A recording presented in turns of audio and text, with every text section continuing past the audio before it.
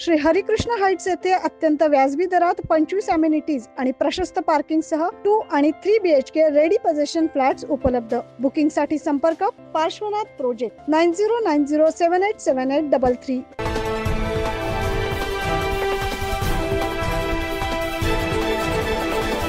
मागील वर्षभरापासून आदिवासी 17 स वर्गातील पात्रताधारक विद्यार्थी नियुक्तीच्या प्रतीक्षेत आहेत।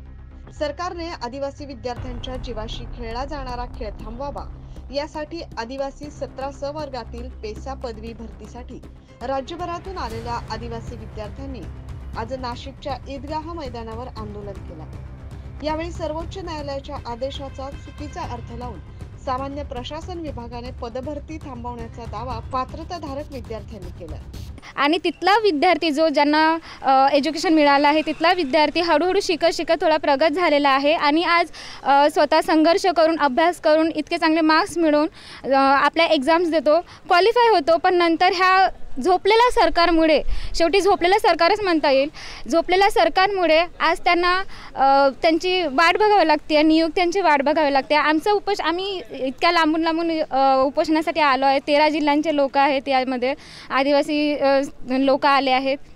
आमचं फक्त एवढंच म्हणणं आहे की जी पेसा भरती आहे, रखडलेली भरती आहे, त्यांना नियुक्त्या अशा द्या की ज्या नॉन पेसावाल्यांना ज्या तारखेपासून नियुक्त्या दिल्या आहेत त्याच तारखेपासून नियुक्त्या द्या। यावेळी राज्य सरकारने तात्काळ बैठक घेऊन पात्रताधारक आदिवासी विद्यार्थ्यांना तात्काळ नियुक्ती द्यावी अशी मागणी आदिवासी आमदार सुनील भुसारा यांनी केली आहे। आपले बांधवाचे उपोषणाला भगिनी बसलेले आहेत, त्यांनी हे अंतिम हत्यात्रेखीने उपोषण उत्सव त्यांच्या जीवाशी खेळू नये मुख्यमंत्री, असं माझं आव्हान आहे त्यांना।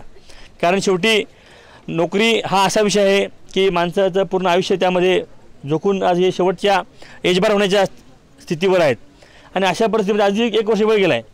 कोर्टाच्या या सगळ्या सुप्रीम कोर्टाने जो काही निकाल दिला आहे त्याचा वेगळा अर्थ घेऊन 1 वर्ष या ठिकाणी घालवलेलं आहे, वाया घालवलेलं आहे या मुलांच्या आयुष्यातलं, ते होऊ नये आणि यांनी जीवाशी खेळ करू नये सरकारने, असं माझं आव्हान मुख्यमंत्री मोदयांना आहे। आणि त्यांनी ताबडतोब म्हणजे बैठक पण मला वाटतं उद्या नाशिकमध्ये आहे पश्चिम विभागाची, तर त्यांनी येऊन या ठिकाणी यांना भेट द्यावी। माझ्याही आमदारांना मी आवाहन केलेलं आहे, करतो खासदारांना, जे आमच्या समाजातून येतात, आमच्या 25 आमदार आणि एक परिषदेचे आपले 26 आमच्या पाडवी यांनी उद्याच्या उद्या इथं येऊन त्या ठिकाणी शासनाला आग्रह करावा असं आवाहन मी आपल्या निमित्ताने करतो।